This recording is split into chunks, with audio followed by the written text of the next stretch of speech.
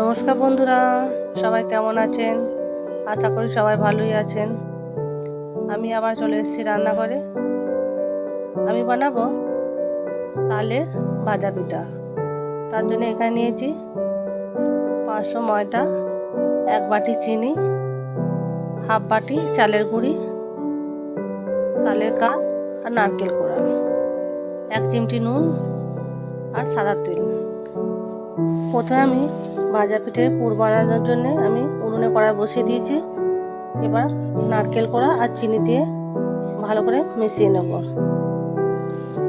ওদিকে নারকেল কোড়াটা চাপিয়ে দিয়েছি, এদিকে ততক্ষণ ময়দাটা আমি মেখে নেব। ময়দার মধ্যে দিয়ে দেবো হাফ বাটি চালের গুঁড়ি, 1 চিমটি নুন। আমি শুকনো অবস্থায় ভালো করে মেখে নেব। এবার তালের কাঠ দিয়ে আবার ভালো করে মিশিয়ে নেব। ভালো করে মেখে আমি একটা নরম ডো তৈরি করে নেব। অল্প অল্প করে তালের কাঠ দেবো আর মেখে নেব। আর একটু তালের কাঠ রেখে দিয়েছি, সবটাই দিয়ে দেবো। আমি এখানে 1 বাটি তালের কাঠ নিয়েছি।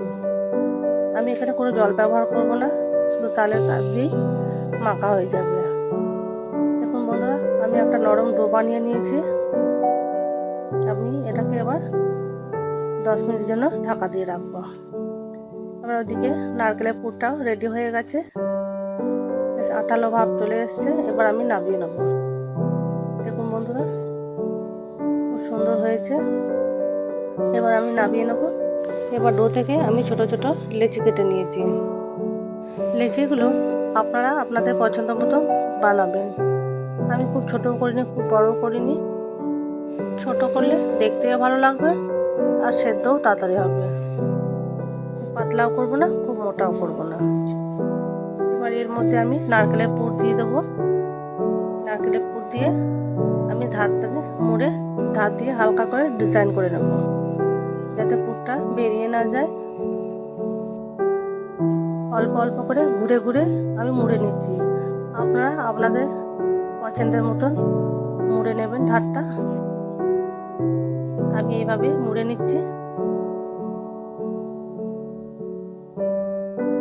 সবগুলো আমি এভাবেই বানিয়ে নেব। দেখুন বন্ধুরা, কত সুন্দর হয়েছে। বাকিগুলো আমি এভাবে বানিয়ে নেব। এবার পিঠেগুলোকে ভাজার জন্য কড়াই বসিয়ে দিয়েছি। বন্ধুরা, আমি সব পিঠেগুলো এইভাবে বানিয়ে নিয়েছি। কত সুন্দর লাগছে। আমি সবগুলো বানিয়ে নিয়েছি। এদিকে কড়াই তেল গরম হয়ে গেছে।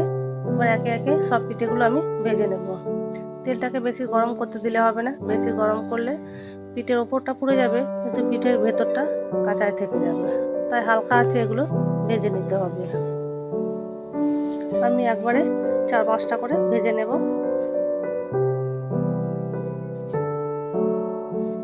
পিঠেগুলো দেওয়ার সাথে সাথে কতটা ফুলে উঠছে দেখুন।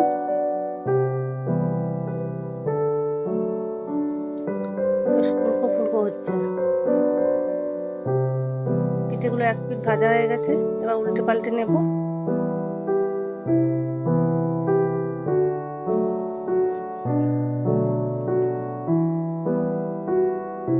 দু পিঠ সুন্দর ভাজা হয়ে গেছে। এবার আমি তুলে নেব। দেখুন বন্ধুরা, আমি একটু লাল করে ভেজে নিয়েছি। কত সুন্দর লাগছে। যেভাবে ডিজাইন করেছি ওটাও সুন্দর লাগছে। সব পিঠেগুলো সুন্দর ভাজা হয়ে গেছে। সব আমি তুলে নেব। বাকিগুলো আমি একেভাবে ভেজে নেব। একটা একটা করে আমি আরও 5-6টা দিয়ে দেবো।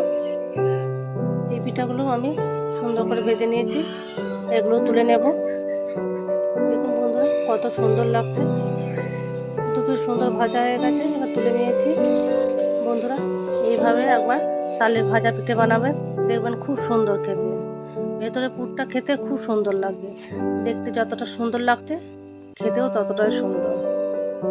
একবার বাড়িতে বানাবেন, দেখবেন দারুণ লাগবে। সবাই ভালো থাকবেন, সুস্থ থাকবেন, সাবধানে থাকবেন। এতক্ষণ আমার সাথে থাকার জন্য সবাইকে অনেক অনেক ধন্যবাদ। আজকে এ পর্যন্তই। ফিরে আসছি অন্য কোনো রেসিপি নিয়ে।